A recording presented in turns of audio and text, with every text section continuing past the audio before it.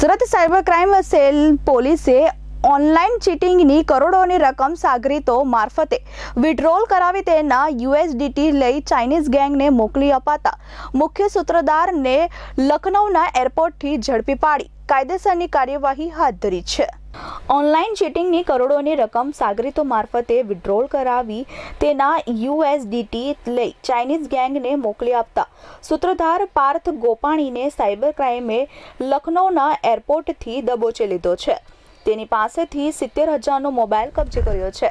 પકડાયેલો પાર્થ સંજય ગોપાણી નેપાળથી પહેલા by road Lucknow આવ્યો હતો, પછી લખનૌથી ફ્લાઇટમાં બેંકોક ભાગવાની ફિરાકમાં હતો। અગાઉ આ ચીટિંગના તેના સાગરીતોમાં રમેશ ચન્ના કાતરિયા, ઉમેશ કરશન જીંજાળા, નરેશ હિંમત સુરાણી, રાજેશ અર્જણ દિહોરા અને ગૌરાંગ હરસુખ રાખોલિયાની પોલીસે ધરપકડ કરી છે। આ ટોળકીએ સુરતમાં સીબીઆઈ, ઈડી અને મુંબઈના પોલીસ અધિકારી તરીકે ખોટી ઓળખ આપી પાર્લે પોઈન્ટના એન્જિનિયરિંગ પ્રોડક્ટનું વેચાણ કરનાર વેપારીના 90 વર્ષના પિતાને ડિજિટલ એરેસ્ટનો શિકાર બનાવી 1.25 કરોડની રકમ પડાવી હતી।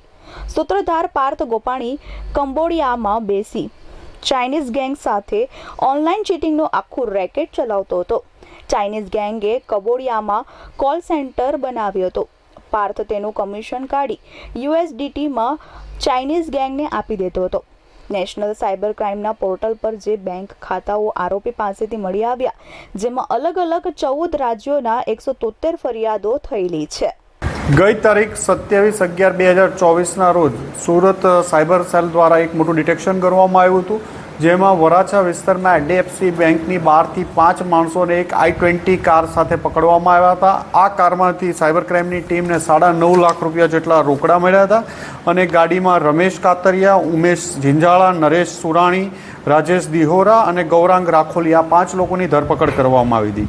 આમની કસ્ટડીમાંથી અલગ અલગ મોબાઈલના 28 જેટલા સિમ કાર્ડ મળ્યા હતા, અલગ અલગ બેંકોના 46 ડેબિટ કાર્ડ મળ્યા હતા, 23 ચેકબુકો મળી હતી, બેંકોના સ્ટેમ્પ પેપર મળ્યા હતા વગેરે વસ્તુઓ મળી હતી।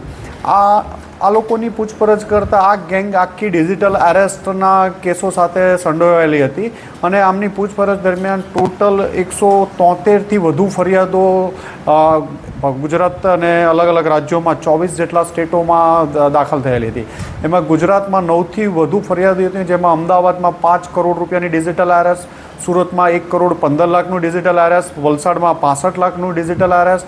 એમ આ ગેંગ આખી જ્યાં 5 લોકો ભેગા થઈ અલગ અલગ સાથે પૈસા ઉઘરાવી આ રીતે જે બેંકોમાંથી, અને આ ગેંગ કંબોડિયાથી ઓપરેટ થતી હતી। આ ગેંગનો મુખ્ય સૂત્રધાર હતો એ પાર્થ હતો, જેને આજકાલ પાર્થ ગોયાણી એને મોડેલ તરીકે આ લોકો ઓળખતા હતા। પાર્થ ગોયાણી કંબોડિયાથી આ ગેંગ ઓપરેટ કરતો હતો, ચાઇનીઝ લોકો સાથે મળી અને અહીંથી સુરતમાંથી અલગ અલગ એમના જે સંબંધીઓ છે, રાજેશ દિહોરા એમના સંબંધી મોટા પપ્પા થતા હતા, એમના મારફતે અલગ અલગ લોકો પાસેથી બેંક એકાઉન્ટો મેળવી એમાં પૈસા ટ્રાન્સફર કરતો હતો। આ પૈસા વિડ્રો કરી રાજેશ દિહોરા અને પાર્થ ગોયાણી બંને એને યુએસડીટીમાં કન્વર્ટ કરી અને જે ચાઇનીઝ કંબોડિયામાં આ લોકોની સાથે મળેલા હતા એમને આ 80-85 રૂપિયા, 85-86માં યુએસડીટી લઈ એમને 98-99 રૂપિયા, જે 10-15 રૂપિયા જેટલું કમિશન રાખીને આપતો હતો અને ચાઇનીઝો સાથે મળી અને આ ગુનો કરતો હતો। પાર્થ ગોયાણી આ બનાવ બન્યો ત્યારે પણ કંબોડિયા હતો, ત્યાંથી કંબોડિયાથી પછી નેપાળ ભાગી ગયો। નેપાળ 2-1 મહિનાથી નેપાળમાં રહેતો હતો, મકાન ભાડે રાખી અને પોતાનું નવું સેટઅપ નેપાળમાં ચાલુ કરતો હતો।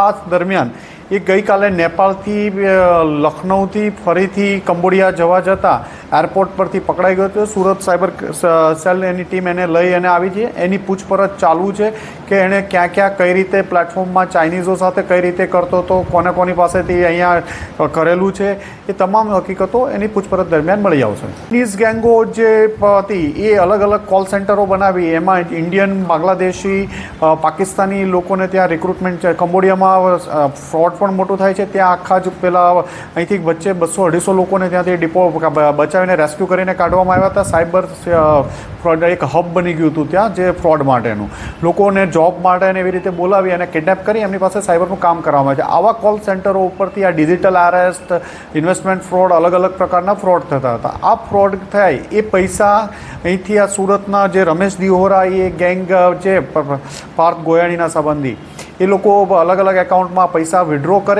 કરી અને રમેશ ગોયાણી રમેશ દિહોરા એના યુએસડીટી લઈ અને અગેન પાર્થ આપી દે. પાર્થ આગળ એ યુએસડીટી આગળ ટ્રાન્સફર કરી આપતો હતો. એમને જે એકાઉન્ટ છે, એકાઉન્ટ હોલ્ડરને તો એકાઉન્ટ લે ત્યારે જ એમને 15, 20, 25 હજાર રૂપિયા આપી દેવામાં આવતા હતા, પણ જે વિડ્રો કરતા હતા એમને 5% જેટલું કમિશન આપવામાં આવતું હતું. અત્યારે ફિગર તો ચોક્કસ નહીં કહી શકાય, પણ જે 4-5 ફરિયાદ છે એ જ 10 કરોડની થઈ ગઈ એવું સમજો ને, કે જે 5 કરોડ અમદાવાદમાં છે, 1.25 કરોડ રૂપિયા આપણા અહીં સુરતનો ફરિયાદ છે, જેમાં 15 દિવસ સુધી એક સિનિયર સિટીઝનને 90 વર્ષના સિનિયર સિટીઝનને એ લોકોએ બાનમાં લઈ અને ડિજિટલ અરેસ્ટ કરીને એમની પાસેથી પૈસા વિડ્રો કર્યા હતા, અલગ અલગ એકાઉન્ટમાં પૈસા ટ્રાન્સફર કરાવ્યા હતા. વલસાડ છે, અલગ અલગ એવા 24 રાજ્યોમાં 173થી વધુ ફરિયાદો આ લોકો વિરુદ્ધ છે. આ કેસમાં સાયબર ક્રાઇમના ડિજિટલ અરેસ્ટ કેસમાં 4 માસથી વધુથી આ લોકો જે અગાઉ 5 પકડાયેલા એ પણ જ્યુડિશિયલ કસ્ટડીમાં છે અને આ બધા વિરુદ્ધની તપાસ ચાલુ છે. Bureau report, S24 news, Surat.